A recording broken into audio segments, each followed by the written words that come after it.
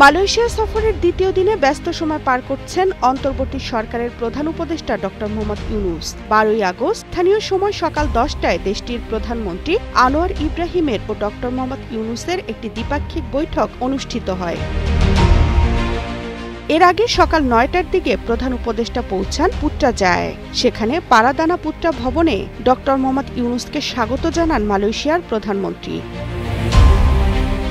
এ সময় উভয় দেশের জাতীয় সঙ্গীত বাজানো হয়। সেখানে পরিদর্শন বইয়ে স্বাক্ষর করেন ডক্টর মোহাম্মদ ইউনূস।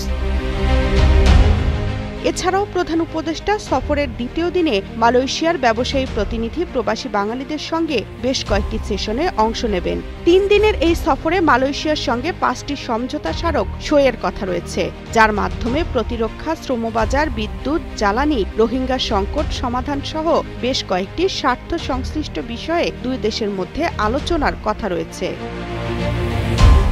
তামান্না তাহসিন খান, কালের কণ্ঠ।